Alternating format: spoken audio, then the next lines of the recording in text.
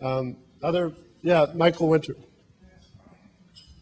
First of all, I'd like to know, is it true that that you're planning on running for president? I am president. You are the president. In a nonpartisan way, what would you say to people in this room for them to get involved on a political level? We have 8 people running on the Democratic side, 8 people running on the Republican side. Yeah.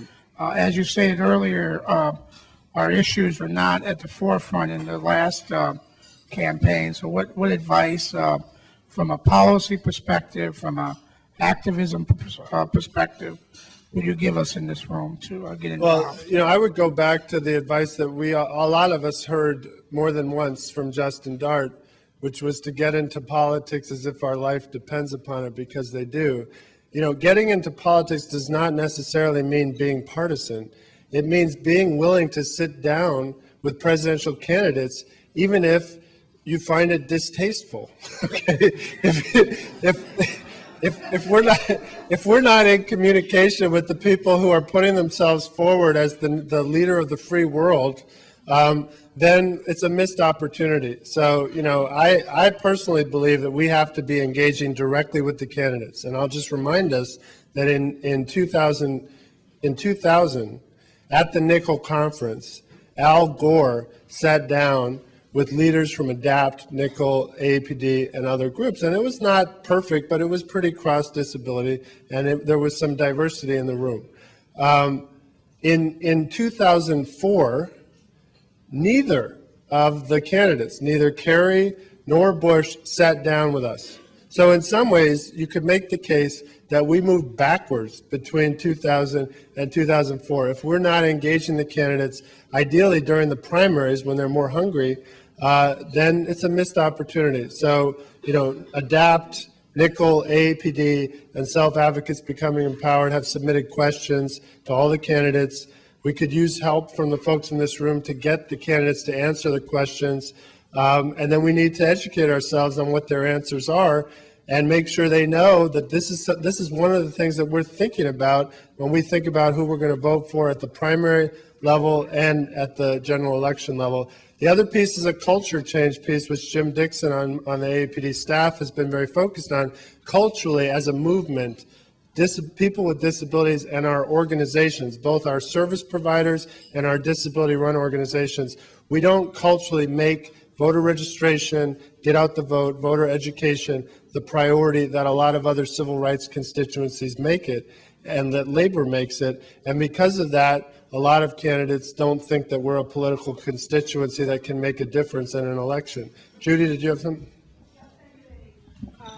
I was really glad that you mentioned this forced drugging issue, because of course that is a key issue for people with psychiatric disabilities. But it's really interesting that you found that it's a cross-disability issue, and I think that might help to break down some of that isolation that those of us in the mental health community feel a lot of the time, because it's happening to other people too, and maybe people realize that. Well, and if you think about it, the people that are getting forcibly medicated in nursing homes and other institutions are the people who are uppity, okay? Mm-hmm. The people who are getting forcibly medicated outside of nursing homes and other institutions are the people who are uppity. Yep. So one of the things we need to do is have all the uppity people working together. Yeah, definitely. Well, uppity people are a definition of what activism is all about. Yeah. And we can in the psychiatric field, it becomes a diagnosis, Yeah. But no, it really is a cross-cutting issue. And I was glad to hear you mention that. This has been a very difficult past 2 weeks for those of us in the psychiatric disability community, because of all the emphasis after the Virginia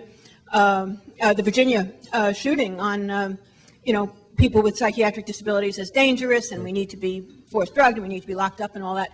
But a conference like this is an opportunity to focus on what really works. Yep. And the fact that people with psychiatric disabilities, like people with other disabilities, need community-based solutions, need self-help, need activism.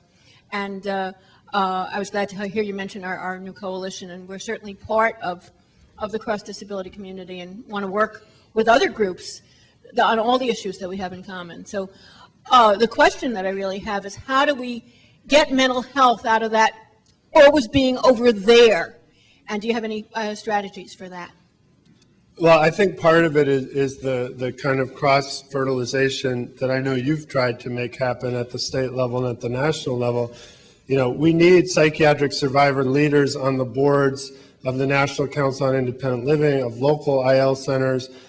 And I know that there is cross-pollination with ADAPT and psychiatric survivor activists, but there needs to be more of it. And ultimately, what's happening nationally is less important than what's happening locally.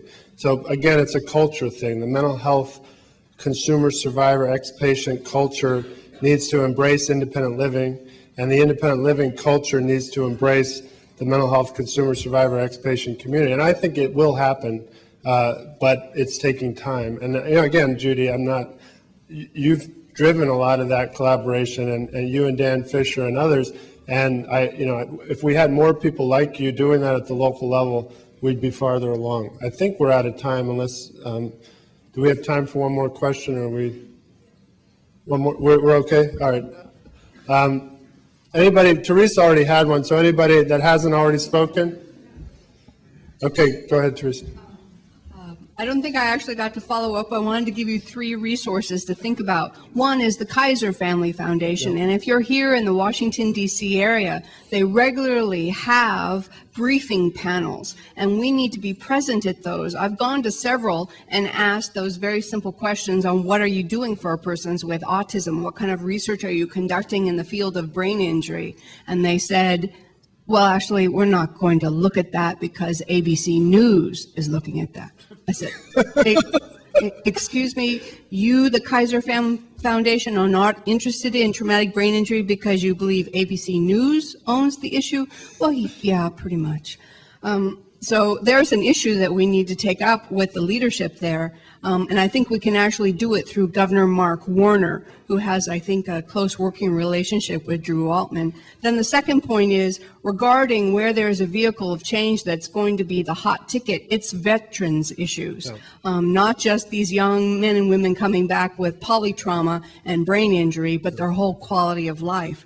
And then the other issue is how do you gain media access to these kinds of critical issues? You contact the NewsHour, you send specific recommendations for stories to Susan Denser. She's funded by the Robert Wood Johnson Foundation, and they're open to what our ideas are regarding priorities. Do you have an email for her? If you go online to the NewsHour, you'll find where the access is. Okay, great. Well, thanks, and thanks for mentioning autism again. From my perspective, autism, just given the numbers around births and around young people, is kind of the 800-pound gorilla in the disability field, and it's a gorilla that is very much connected to what this conference is about. Do we have folks here who are leaders from the autism world? Because if we don't, that's a missed opportunity. And again, I really feel strongly that AAPD, ADAPT, NICL, and others, we have to be in relationship with the largest organizations that are serving people with autism, even if they're not autism controlled. We still have to have those relationships, and it's a mea culpa. I haven't personally done enough. And again, it's just a huge political constituency waiting to make common cause with us. And they're doing a lot that's very autism focused, which in my view creates bad policy. We don't need more silos. We need good education policy, good healthcare, long-term service and supports policy for everyone. But we're not going to get it if we're not in relationship with them and making their issues our issues. And maybe that's a good place to stop. But again, thank you all for having me.